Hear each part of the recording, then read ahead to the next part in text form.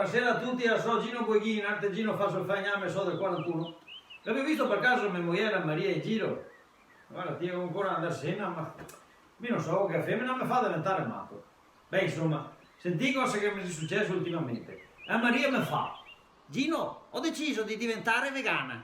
Befana, perché mi ha a fare massa sforzi ora. Ma no, deficiente, vegana. E comunque sarò anche in buona compagnia, perché anche a mia mamma l'altro giorno che ha deciso di diventare vegana anche ella. Beh, avevo sempre detto che te si fiora da vegano.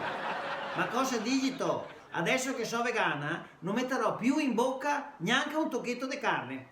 E là mi sono davvero preoccupato, perché quando una donna dice così, vuol dire che siamo proprio arrivati alla frutta. Ma dico, Maria, visto che siamo arrivati proprio alla frutta, una bananetta ogni tanto? Sì, ma solo se è caduta spontaneamente dall'albero. Ah, se ti aspetti un altro poco, casca a banana e anche ai nosi. I vegani, caro Gino, non mangiano niente che sia ancora vivo. E oramai a te tomare che mi pare un fossile. Sta scito cannibale. Come dicevo, niente di vivo o organico. Cara, mangiati una piera. E invece, da oggi in poi, per la tua salute, anche a te sarai vegano. Non che avesse mai detto ciò, come si a portarmi a casa verdure e mese marzo perché è in linea con la filosofia.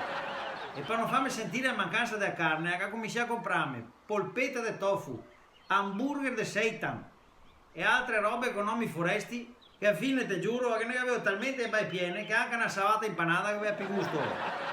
Faccia fare il sonno a notte. Prima contavo i pecore, dopo contavo i porsei, dopo contavo i poiastri, dopo contavo i buche. Una notte ieri che mi sognavo una bella tavola in bandia a un certo punto dalla fame che avevo, durante il sonno avevamo morsegare una cuiata a Maria.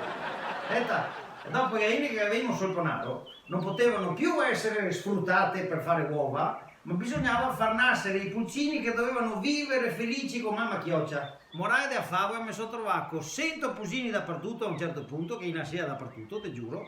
Avevo che in sciopero una goccia mappa nea perché era sempre in sciopero da fame. A mese costava 400 euro di psicologo per farla tornare normale. Guarda, non che facevo più. Avevo bisogno di straviarmi. Così cosa avevo fatto? Avevo scominciato ad andare fuori di notte come amico Giovanni Teccia per mangiarmi qualche grigliata di scondon. A se trovavamo sotto il ponte della statale, sì, te giuro, a cucinarmo al scuro senza essere visti. A buttarmo i tocchi di bistecca solo al cofano caldo, cioè facevamo andare in macchina un bel pochettino. A me costava 60 euro di benzina che a bistecca, ma era super, te giuro. Sarà stato un paio d'anni, non so, ma andava liscia so come l'olio. Una sera però a Maria che ha scoperto uno dei messaggi di Giovanni. Che c'era scritto, vieni che stasera che c'è la vacca. A Maria mi era seguito e a un certo punto arrivava davanti a casa di Giovanni e si è smontato fuori dalla macchina, a me ha bloccato e mi ha detto, Gino, tutto che avrei pensato di te, ma andare proprio con una vacca.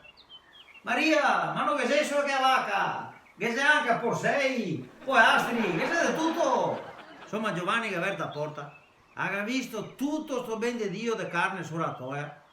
A un certo punto a me guarda me, ha guardato Giovanni e mi fa, sì ma invitare tua moglie ti pare brutto? Ma come? Non ti eri diventata vegana? Va bene dai, basta che sia una tarinetta di insalata ogni tanto per sgrassare la bocca. Ma guarda mengo, guarda ti, ma guarda che femmina che mi fa diventare matto. Maria!